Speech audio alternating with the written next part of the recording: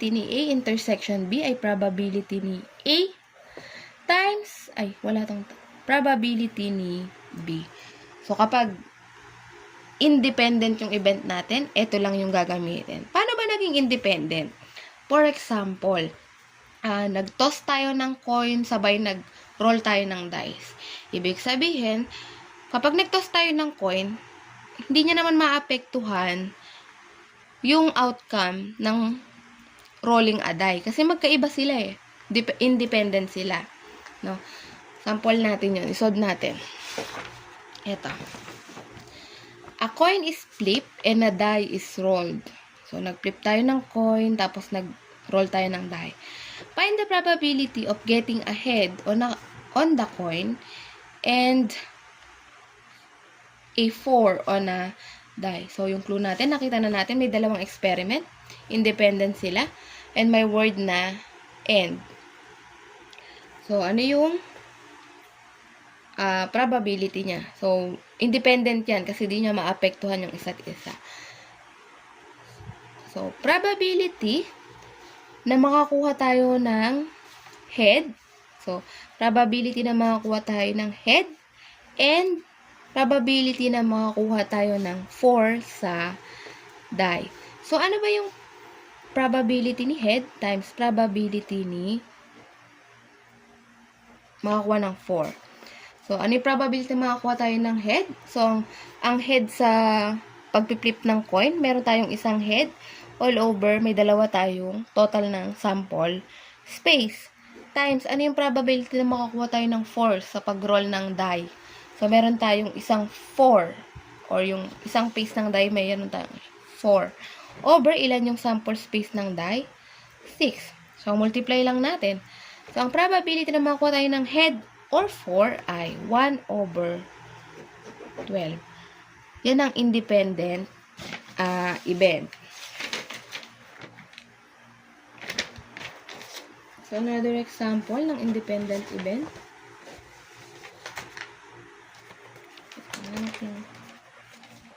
So, tapos na tayo sa independent. So, simple lang yun kapag walang pakialam yung isang event and may word na end. So, lagi lang natin tandaan yung end tapos walang pakialam sa isa't isa or walang mangyayari or hindi maapektuhan.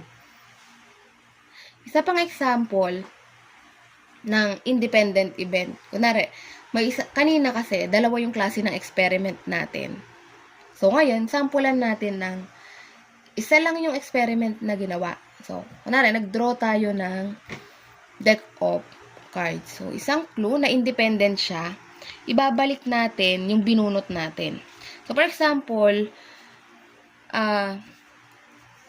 meron tayong deck of cards. So, ano yung probability na makukuha natin? Magdodraw tayo ng dalawang beses. Tapos, ano yung probability na makakuha tayo ng queen, tsaka ng, ng jack na lang. Queen, tsaka ng jack. Given na ibabalik natin yung, kunwari, bumunot tayo ng isa, tapos ibabalik natin. Independent yun, kasi hindi naman niya maapektuhan. Binalik naman natin, kompleto ulit yung deck of cards. So, ilan yung queen? So, probability na siya ay queen, or probability na siya ay isang jack. Probability na queen times probability na siya ay jack. So, ang probability na queen sa unang bunot natin ay ilan ang queen sa deck of cards? 4 over 52 yung deck of cards. Times, dahil binalik naman natin yung cards, so, ang probability na jack, meron tayong 4 over 52 pa din. 52 pa rin yung ating deck of cards. So, dahil independent, 4 times 4 is equal sa 16 over 52 times 52. 52 times 52. 2704. Or para mas madali, pwede nating i-direct calculate. 4 times 4 all over 52 times 52. 1 over 69. So, naka-direct siya sa calcu. 169 pala. Naka-lowest term na. So, pag ito yung sagot nyo lang, di pa siya naka-lowest term, may minus. So, dapat naka-simplify or naka-decimal or naka-percent. Na? Punta na tayo sa rule number 2. Ano ba yung sabi sa rule number 2? So, sa rule number 2, meron na tayong when two events are dependent, the probability of both occurring is probability ni A intersection B and B is equal sa probability ni A times probability ni B given that nangyari na si A. So, nangyari na yung ito yan, si B over A, parang mangyayari muna si A binunot muna si A. So, kaya naging ganito. So, samplean natin.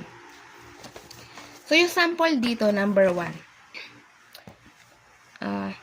A day's production of 800, pag sinabi kasi nating dependent, parang hihintayin niya munang mangyari yung first event bago, para malaman natin yung mangyayari sa second event. Maapektuhan yung second event. Laging maapektuhan yung second event ni first event. So, para mas maintindihan natin, ito yung first example.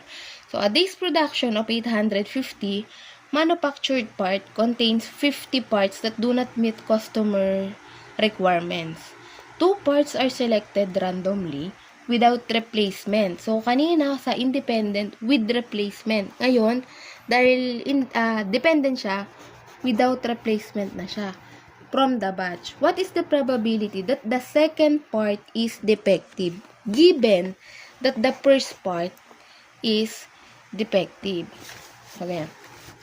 So, i-let A natin yung event that the first part selected is defective. Let B yung event na yung second part natin na na-select ay defective. So, yung first na nabunot natin defective, ano daw yung probability na yung second na part natin ay defective pa rin yung mabubunot natin. So, ito yon. So, sa problem, given na yung sinabi niya na yung first part natin ay defective. So, ang probability ni B, given that nangyari na yung A, is 49 over 849 na lang. Bakit?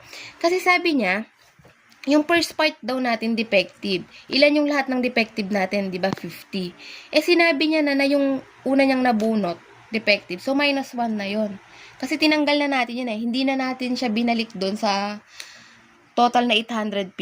So, nabunot natin, defective. So, ang total defective na lang natin ay 49. So, dahil nga nakabunot na siya ng isa, ilan na lang yung lahat ng na-manufactured natin? Di ba, meron tayong 850. Minus 1 na yan. 849 na lang.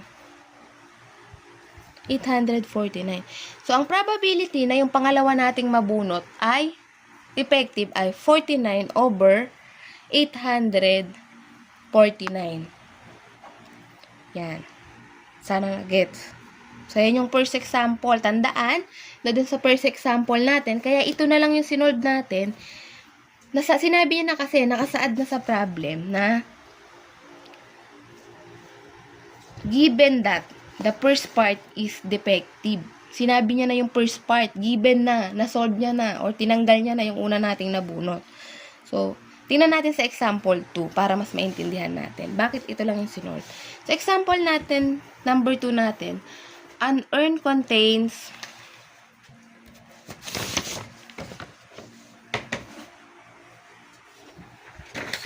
6 red marbles and 4 black marbles.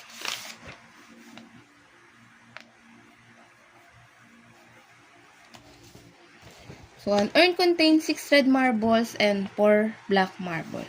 So, meron tayong red, 6. Meron tayong black na 4. 2 marbles are drawn without the replacement. So, hindi na natin, pag bumunot tayo ng isa, hindi na natin ibabalik. So, what is the probability that both of the marbles are black? Ibig sabihin, yung unang mabunot natin, tsaka yung pangalawa, parehong black. So, syempre, probability ni A and B is equal sa probability ni A times probability ni B given that nangyari na si A. So, solve natin. So, sa una, syempre, wala yung restriction. Bubunot pa lang tayo. Kompleto pa yung marbles dun sa urn. So, ilan ba yung black? Yung lahat ng black. So, meron tayong 4. Over, ilan lahat ng laman ng urn? 10. So, okay na tayo dito sa part na to. Ngayon, probability ni B after mangyari ni A. So, binunot na natin si isang black. Ilan na lang yung natira? Hindi na natin kasi ibabalik eh. So, kapag nangyari na yung event A, 3 na lang yung black kasi nabunot na nga natin siya. So, next, ilan na lang yung lahat ng bola? 9 na lang. Kasi di na natin binalik yung una nating binunot. So, yan lang yon. Ipag-multiply natin. 4 over 9 times 3 over 9. Ay, 10 pala to, sorry. 10. Kasi 10 pa yung bola sa umpisa. So, meron tayong probability na 2 over 15. Nakalawas term na yan kasi nakadirect sa calculus. 2 over 15.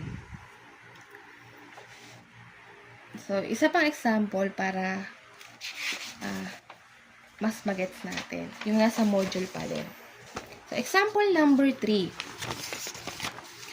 2 cards are selected from a pack of cards. What is the probability that they are both